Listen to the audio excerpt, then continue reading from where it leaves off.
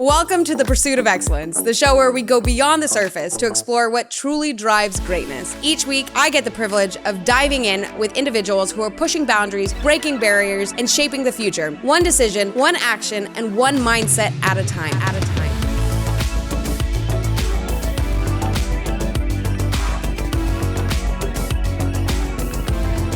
Welcome to The Pursuit of Excellence. Are you ready to step up?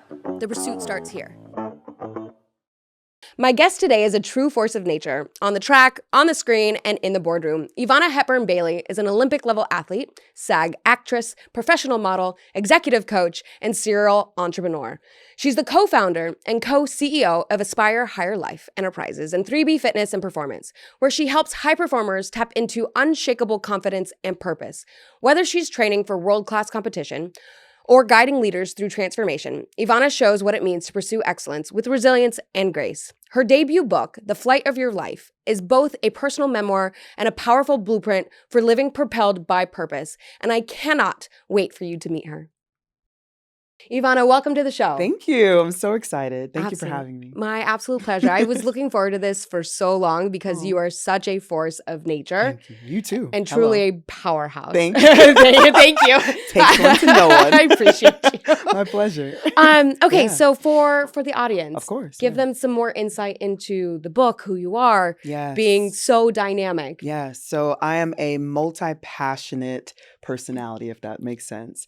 From being a business owner to understanding what it takes to be on the Olympic level, and then also to really hone in on my gifts and my talents. Yeah.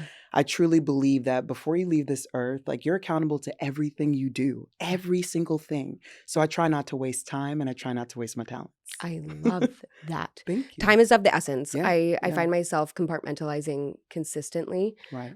So I also have a high-level sports background. Oh, I love that. Talk about it. Yeah, so I'm a collegiate All-American in sailing. There we did go. Olympic development soccer. So exciting. I held records in swimming. Yes. So you know. This is why we're here, you guys. So literally, I was, awesome. Understanding the Olympic side of what you have pursued. Yeah. My brother did 3 Olympic campaigns. Wow. Beautiful. So, but it's not just about getting to the Olympics and that one event. So talk to me about journey. Yes, please talk to me about the journey. So I like the way you said campaign. I think that's the first time I've ever heard Olympic and campaign together in that aspect. Okay. Yeah, campaign is interesting because it takes a journey. It takes support. It takes a village, right? So I knew what I wanted to do when I was in 3rd grade. Okay. I'm a huge visionary. If I see it, I'm going to execute it the best way possible. Wow. And I always wanted to perform at a high level, always. Yeah. It was never okay for me to settle. So when I had the dream Olympics, I saw exactly what I wanted to become. Yeah. However, what I didn't see as a child and then young adult was the obstacle. I didn't see how I was going to make it through and endure with resilience throughout that time. A lot of athletes, they want to pursue something, but they're not ready to pay the cost. Yeah. Okay. Sacrifice is everything when it comes to sports, as you know. And when it's stripped away or something happens, that's the time where your identity can be rocked. Yeah. So it's really trying to find, what's my life campaign? What is my purpose in life through this campaign, you know? Yeah. And then being okay if it's taken away. Yeah.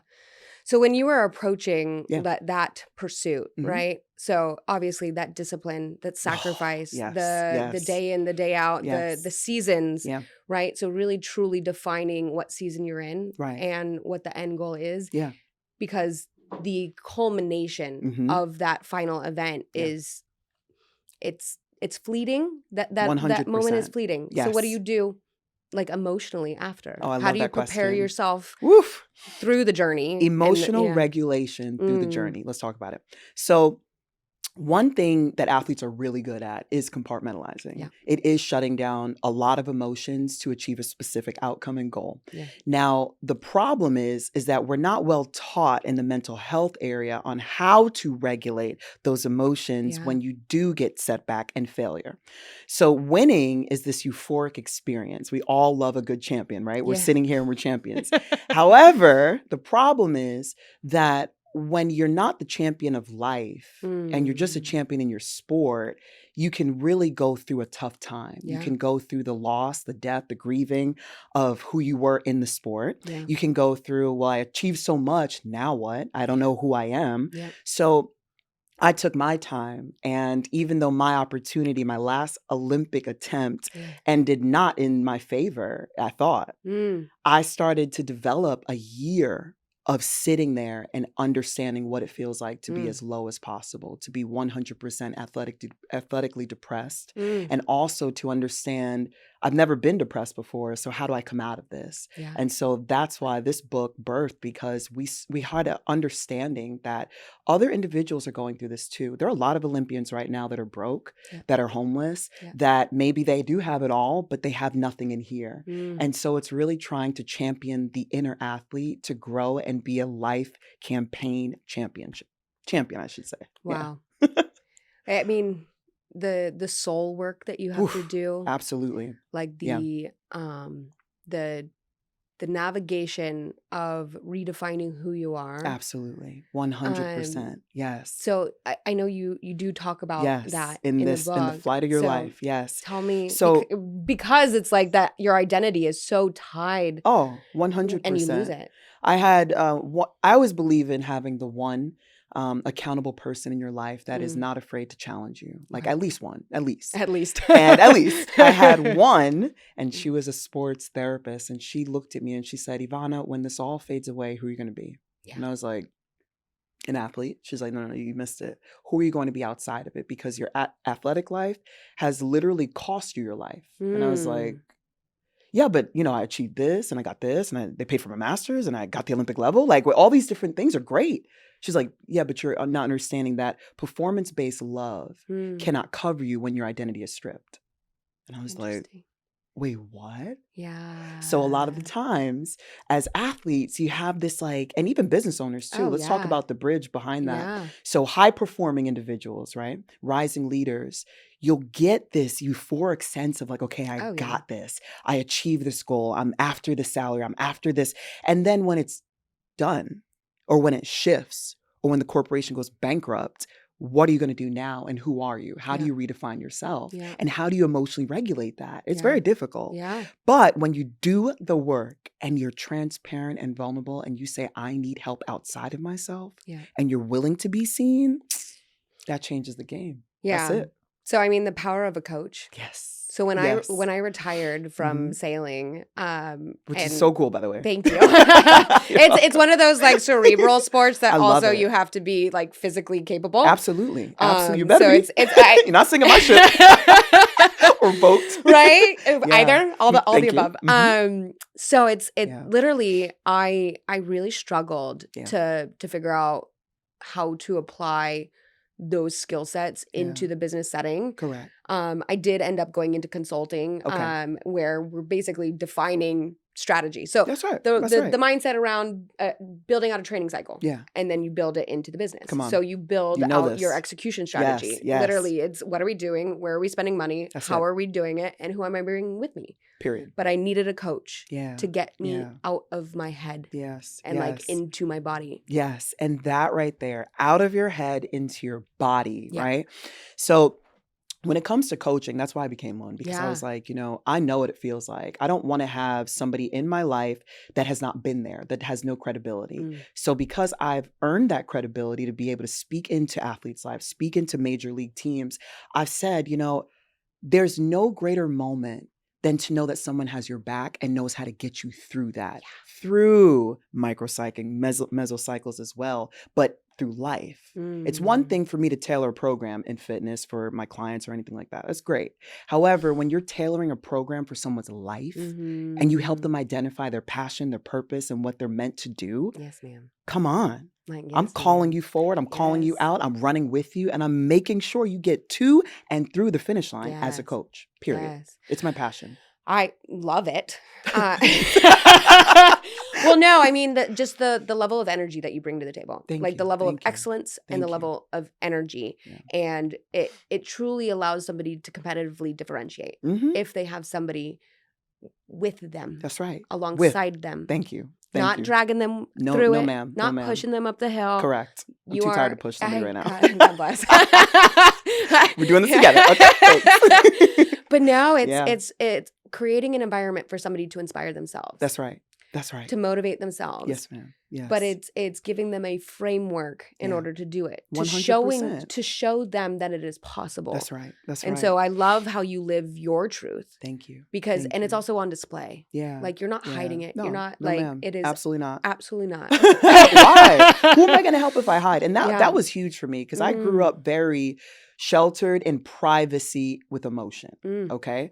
So, okay, you can cry, but let's get back to work. You can cry, but I'll give you a little hug, a kiss, and then we need to perform. Yeah. So I think a lot of the times when you come from institutionalized performance-based families. Yeah. God bless. Which is beautiful. Hello, I got here. Yeah. However, the work that I have to do on the inside far surmounts what they've done on the outside for me, you know? Yeah. So as an adult, I started saying like, man, these emotions are raw. Like when you're angry and you're sad and you're depressed, those are real emotions that are valid. However, you can be those things, but what's my strategy next? Like, how can I get through this? The pandemic was a great example of either you're going to get stuck in emotions, stuck literally inside, but then how am I going to propel forward? Because there were some multimillionaires in 2020 alone, just because they were able to sit, process, develop a system with the ideas, they had the time, no distractions, and then execute. So whether you have a lot of money, a little money, we're talking finance, yes, but life, your life strategy, are you being the best accountant for your life? And if not, get a coach. Here I am. I love it. I love it. You know, 2020 was wild for me because I had stepped into finance. So I went from consulting. So I pivoted from consulting into finance in 2019. And then immediately COVID hit. And so we went from full in-person business development, client meetings. And I was the co-founder of the special care planning team at that point. So building out life care plans for families that have kiddos with disabilities. So we'd build out the financial plan and the life care plan. Love that. But the serendipitous part was that our business completely escalated in the best way possible because we pivoted online. Come on. And that's where all the families were. Beautiful. So it was literally being able to pivot and play. So pivot and play. I love that. Because for a long time, I don't think with achieving so much, I was playing a lot. I really don't. As an adult, I'm developing a stronger sense in how to break free from performance-based love into pursuit and play. I love that. I mean, like, I'm already seeing a book. I love it. Can I be a contributor? Absolutely.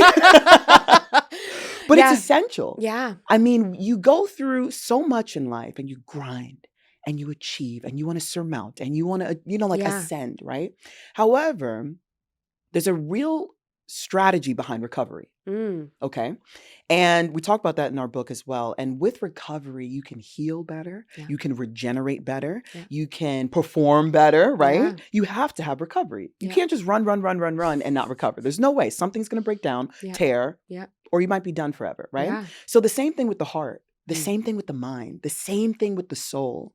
If I do not recover well and take a moment to grieve, take a moment to be depressed, take a moment, mind you, take a moment don't sit in that to be sad and to process life, I'm doing myself a disservice. And so when I come out of recovery, not only would I have shed the weight, not only would I have shed the emotion, but now I can perform at my highest potential because I'm true with my emotion. I'm true with my authenticity and transparency. And now I have something as a badge to go out and minister to the world. I love it.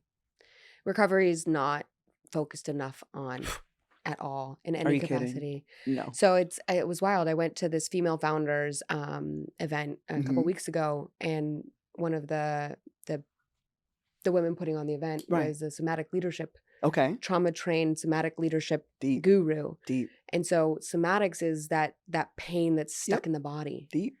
And it's preventing you from showing up as your best self. It's preventing you from accelerating your career and your personal life. That in any of the relationships, it's triggering you. So if you don't sit and recover, if you're not taking your supplements and doing the God's work and you're, having those tough conversations, Because those tough conversations are part of the recovery. They are a part of recovery. That's the foundation for it, you know? And when you skip it or rush it, the disservice is already done. You know what I'm saying? And I think I encourage people. I always encourage my clients as well. Like, let's be as transparent as possible. Offer it in the very beginning. Let's identify the pain points. Let's identify the areas of weakness. Let's identify the trauma and the struggle. And then from that point, let's utilize that as a foundation. You have nothing to worry about when it comes to guilt or shame. Express it. Because sometimes guilt and shame can hold your whole career back without people even understanding it. I know so many fraudulent CEOs. So many, okay? Worked with some, okay? But built them from the fraudulency, if that makes sense, into transparency and authenticity. It's so that they can raise better leaders, they can have a better system. I mean, it's like building a house on sand. That sand better be mixed with concrete. Right? No, it's wild. Yeah.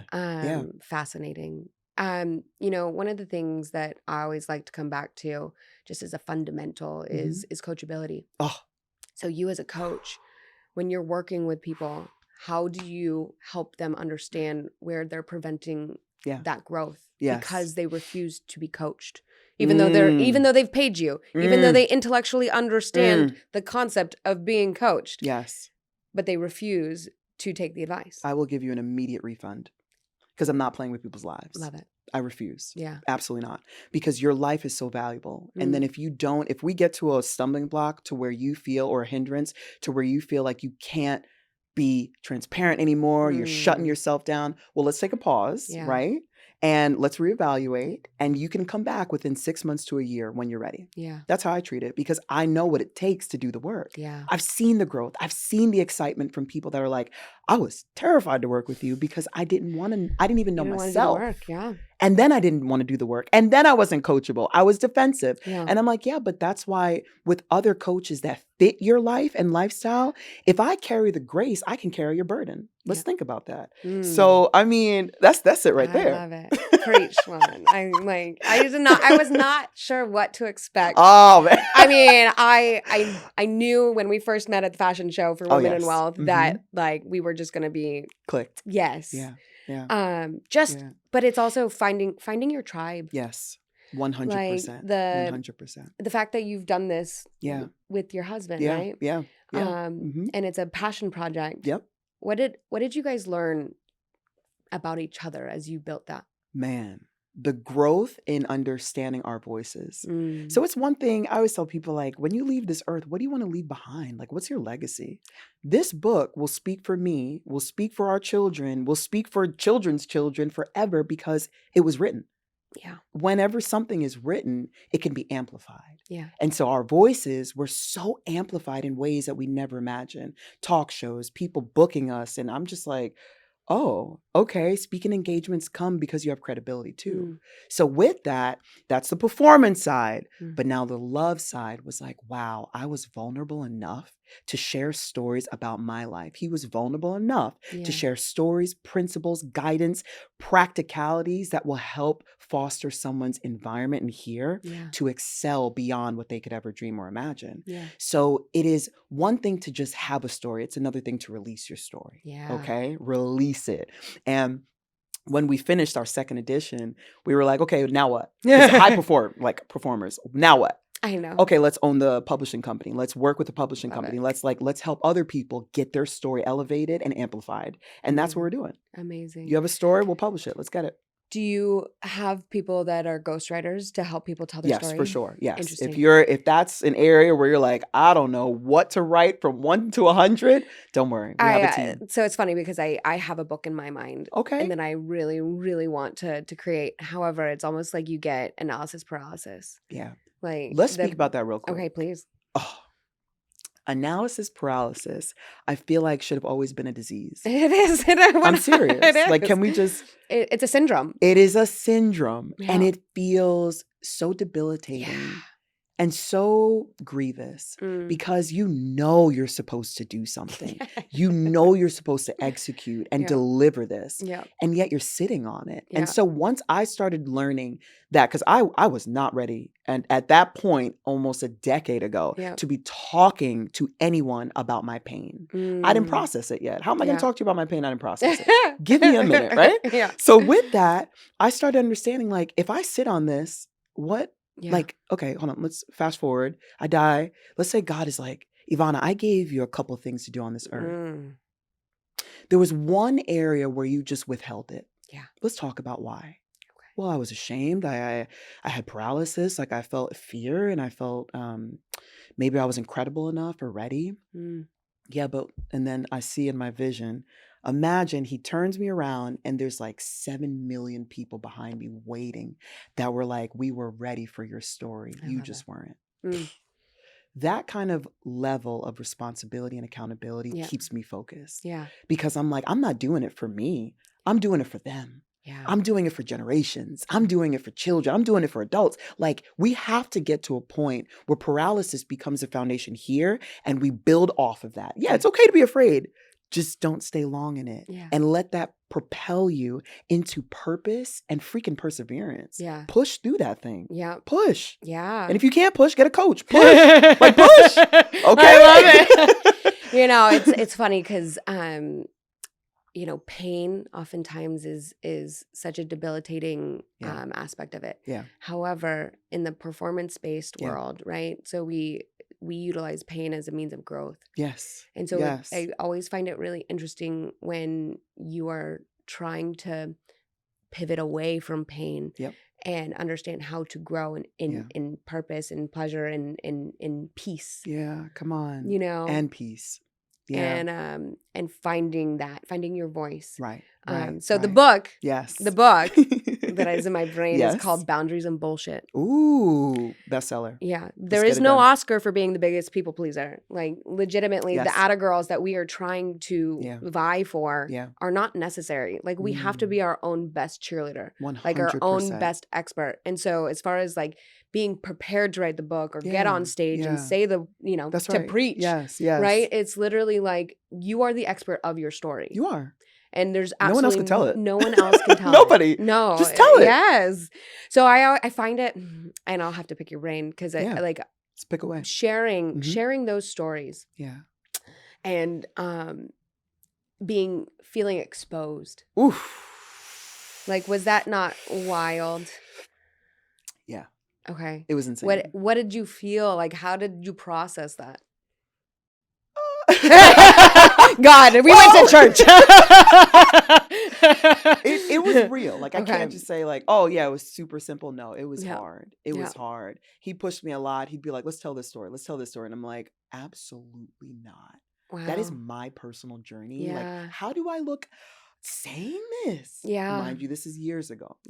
And I was not developed enough to understand that if I hide it and conceal it, nobody will grow from it.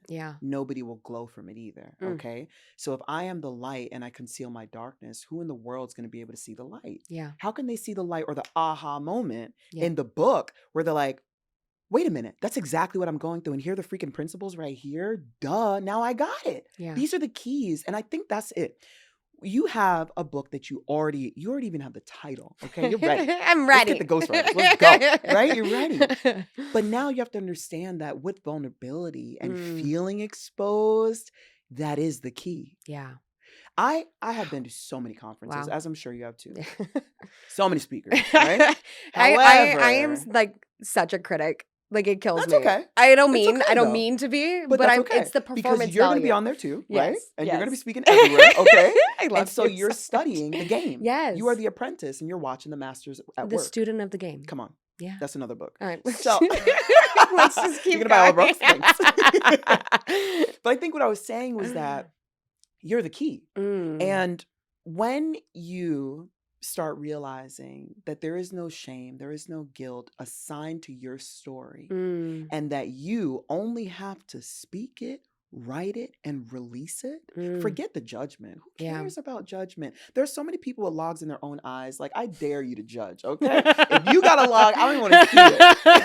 Because that means, Yeah. you know, everybody's trying to do work. Everybody's not perfect, Yeah. thank God. Yeah. And because we all miss the mark. Yeah. But with that, I don't want to miss the mark in opening up someone's life. Mm.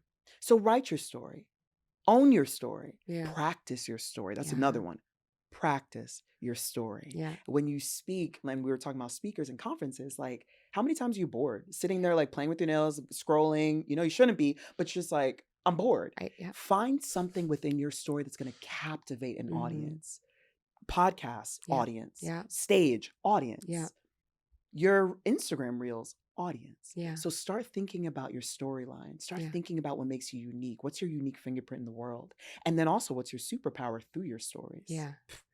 So it's really interesting because obviously with your performance background and being an actress, understanding how to put the reps in. So consulting coming from my family. Yes. So my mom's a neuro-linguistic expert, right? So part of Wow. what my baseline skill set is a persuasive presentation coach. Oh, And so it's all about getting into the body, right? So it's about muscle memory, yes, driving the yes, floor plan, driving the yes. illustrative gestures, You're and speaking right figuring. now. I know, I will talk. You are approved, okay? But it's literally like, how do you convey that? Yeah. So it might Yeah. be that your delivery is subtle, but you're going to command that space. You like taking up horizontal space in order to create power. Come on, you know. So it's for me. So I'm going to pivot because you played a very important role. Ali. Oh boy. How was that? Can you share with the audience? Absolutely. That's a huge pivot. Yeah, it's a huge pivot because of the performance side. So I'm over here because it's so powerful and it sticks out in my brain because it's a platform, right? It's going from one stage to another stage. 100%. In a different capacity. You're stepping into somebody else's life. What? You know, it's literally and a great, like a legend. A legend. This story is bananas. I'm gonna consolidate it and give you the major points. Thank you, please. Because it's insane. It's wild. The minute I was willing to be honest with myself and sit in a year of recovery, therapy, understand I was depressed, but I'm coming up off this couch with a book, right? We're gonna co-write a book and help people. I realized that there are other industries that are calling my name. I just have to be very careful in how I listen to the whispers in the wind, which we talk about in the book as well. So when I started hearing the rumblings in my soul of like, okay, we have skills. Yeah. We have an identity, but like God's created me to do so much more. Like, what else can I do with my time, right? So I would hear at night, like, audition for this. Like, let's get into the entertainment industry. Let's just do it. I call it being a hobby collector. Correct. But I'm going to do it professionally. Absolutely. Right. No, seriously. And monetize that thing. Hello. So I'm like, and I'm always a believer of like, be an apprentice of the game before you step into anyone's industry. Learn it. Yeah. Don't come approved because you're not. Somebody will disapprove you real quick. Like, just sit down, learn, and grow, right? And so I did that. I was sitting down. I learned and I grew. And I was like, you know, for the first couple of months, I don't want any checks. I want to be an understudy. I want to learn what it's like to do live modeling. I want to learn what it's like to really digest scenes and understand what it's like that the actors have to portray these roles and embrace it. And then within my growth in thinking, not just, oh, woe is me, I'm an athlete that didn't make it to the Olympic Games. Not that. It was the pivot into the purpose, realizing that my pain is catapulting me into passion. I love it. And performance in a different realm. So I get an audition sent to me and I literally almost deleted it immediately. Why? We're looking for, it's an international wide search asking for someone who looks like and can perform like the great Laila Ali, Muhammad Ali's daughter. I'm like, oh yeah, delete. I'm a track athlete. Like, what are you talking about? I don't look like a boxer. I'm not. That's a different build. Like, you understand. Yeah, no, I get That's it. like sailing, surfing. Is it the same or not? Okay. So with that being fundamentally. Not really, but yeah. No, but you know what I'm saying? Yeah. So in my head, I already disapproved myself. Yeah. I already counted myself out. And how many times do we do that in life? We see opportunities that come our way and we're like, nope, I'm not fit for it. The imposter syndrome. Imposter phenomenon. Okay? Because it goes on and on. Yeah. So with that, I said, no. I heard the still small voice say, try it. I was like, absolutely not.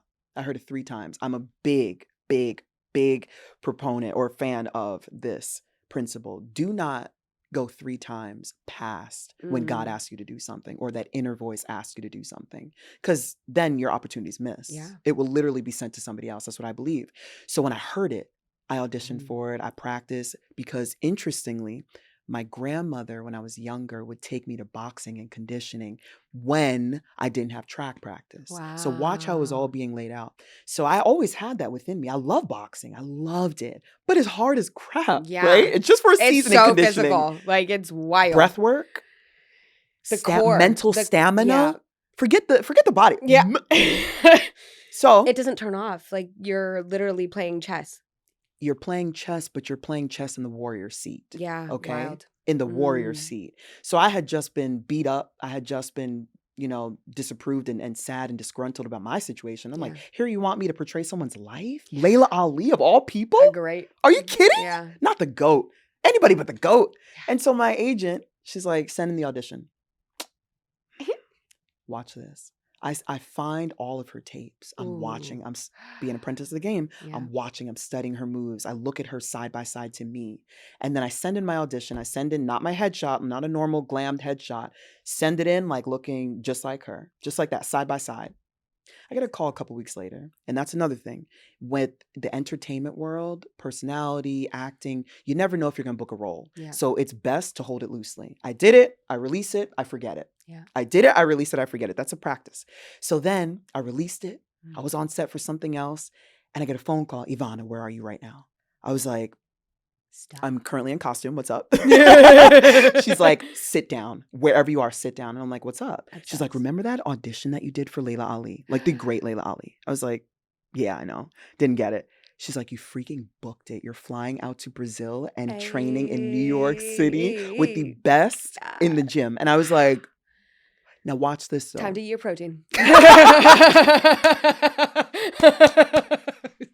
Sorry. Organic. Vegan too. Anyway, so that's our sponsor for the show. But I was like, I booked what? Yeah.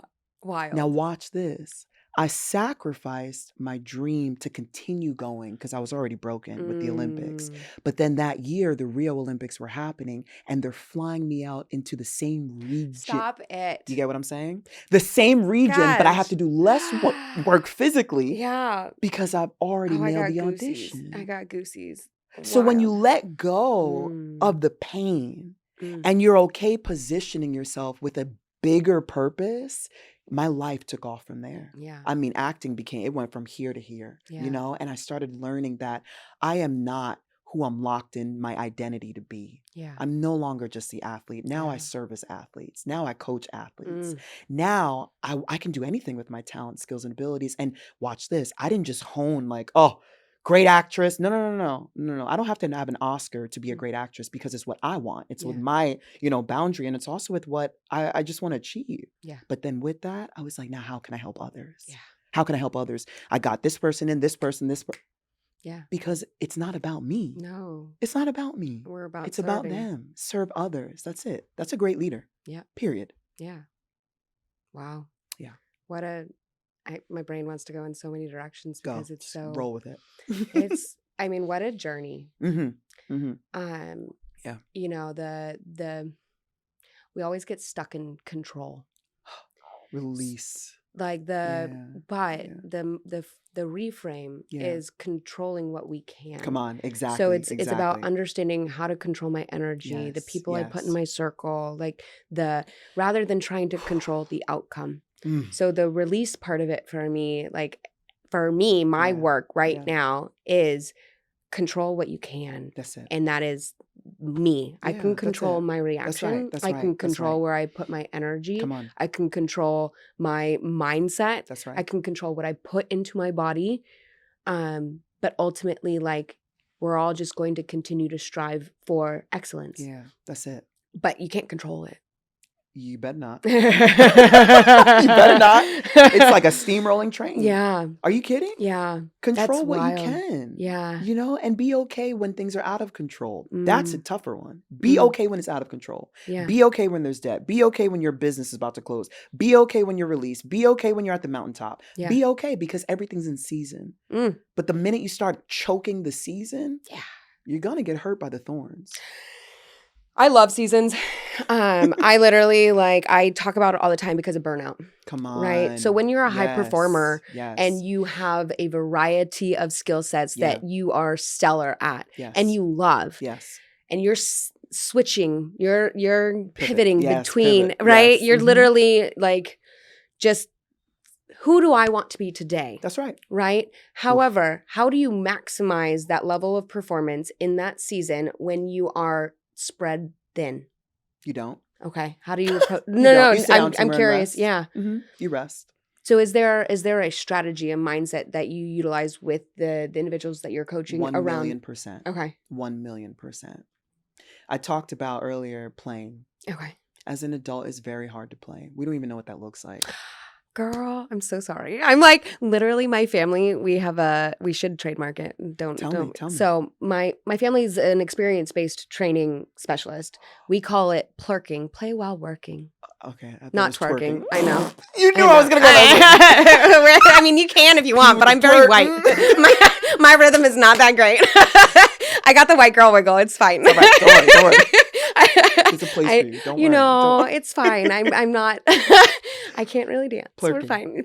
Plurking. So the level of importance of play. Got it. So utilizing play in the workplace, in training, in adult level training, 100%. Your retention for the theory of constructivism is actually significantly higher because you're able to fail in a safe space. Come on. You're allowed to have fun and fail. Oof.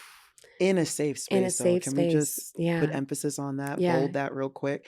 Where is your safe space? I think as an audience even listening, where is your safe space? And if you don't have it, construct it. Yeah. I'm constructing it even more. Always evolving with that area because you have people that are in your life, they come and go. Yeah. You have people that, some people assign their best friend for life. But is that best friend worthy? Are they worthy? And then are they serving you in the capacity that they need to as you evolve? Yeah. If they're not, let it go. Let it go. It's hard stuff to hear, but I'm only telling you from the seat as a coach and as a person that's practiced this, my life catapults the minute I'm take inventory and let's let this go. Yeah. Take inventory. Yep. When you remove the things. Yes. It's wild. The trajectory. Yes. The propulsion. Yeah. Hello. Hi. We like words over here. The power of propulsion. Let's go. You know it. We're going to write a book. So 100%. 100%. It's written. But yes, it's the attitude control as well. The ability to force yourself to shift your attitude. Yeah. So that you can have fun. Come on. And that whole phrase, attitude will change your latitude, all that, it literally does. I'm not kidding. Just my attitude shift, just a little bit, has changed the trajectory of where I was heading, And when I started learning, first of all, when I was really, really in a season that was rough, I have a really good friend, this sister that's all right, it's time to ground and it's time to garden. And I was like, don't tell me what to do because it's weird. That's how I felt. I mean, how do I look? Putting my feet in the sand, putting my feet in the dirt. I don't want ants biting me, okay? I want to get out of here ASAP. Leave me alone. Yeah. But I started learning as I let her teach me and as I became coachable, I sat in the seat as a student and I said, fine, you sound crazy, but I'm going to try it. And now I have gardens. I'm all things creating life because I understand what it takes to create the life, And I also understand what it takes to just be still. There's so many times where plants are some of the best teachers.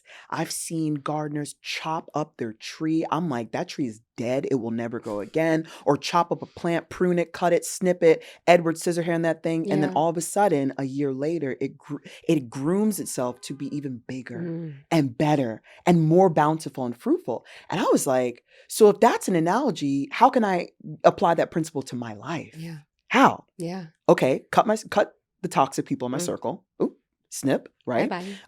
Realize that my roots have to go deep.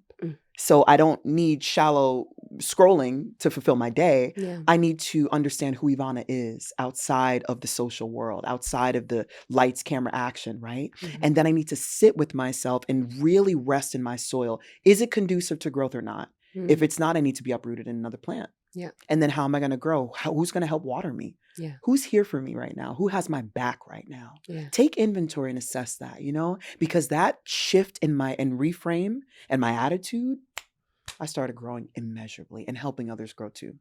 And then you become resilient. I love that word. Yeah. Love so my dad's a I'm gonna name biochemist. that. Yeah. My dad's a biochemist by degree. And one of the things that he Smart. studied was genetics.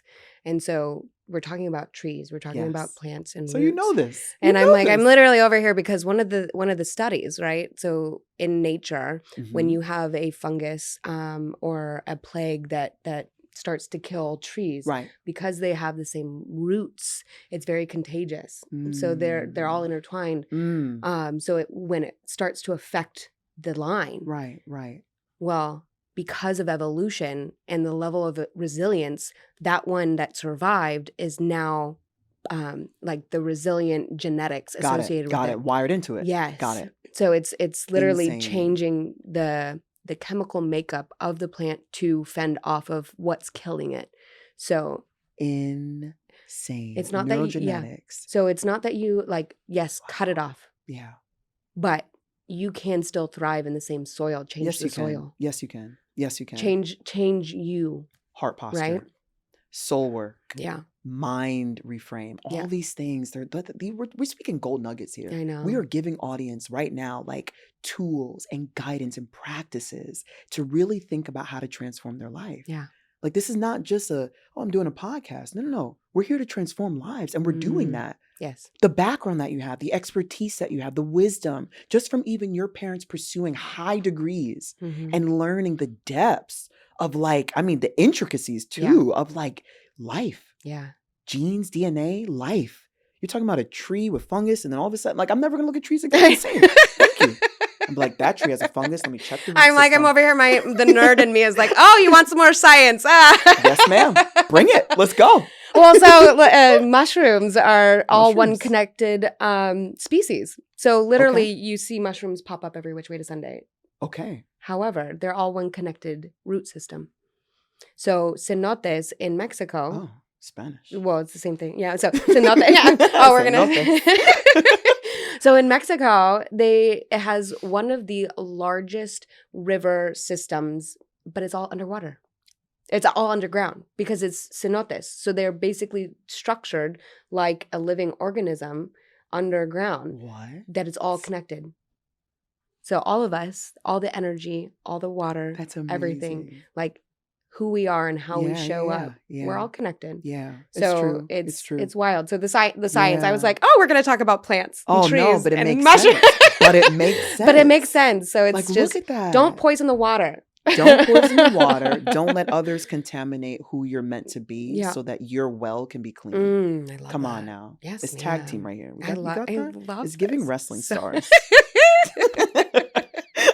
I love it. Yes, ma'am. So how do people find you? Listen, you can find me, okay? First, you need to find my book, Yes. okay? The Flight of Your Life, 2nd edition bestseller.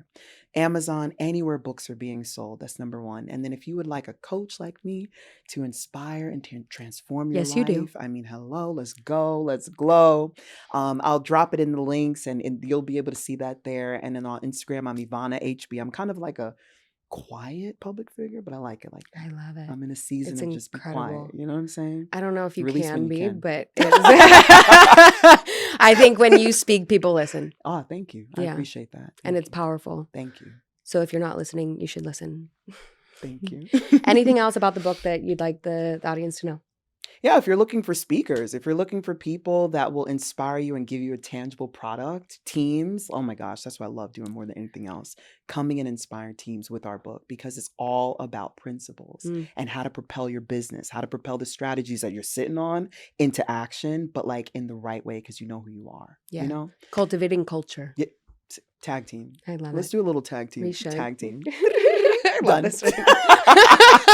Thank you so much for My being pleasure. a part of the pursuit of excellence and sharing you. your wisdom with the world. Thank It is you. an Thank absolute you. gift and such a privilege to have you and share Thank this you. space and this energy. And Yes. I'm inspired. Me too. So, Thank you. Thank you.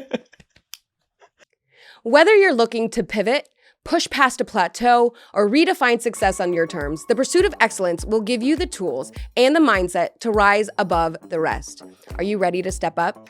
The pursuit starts here.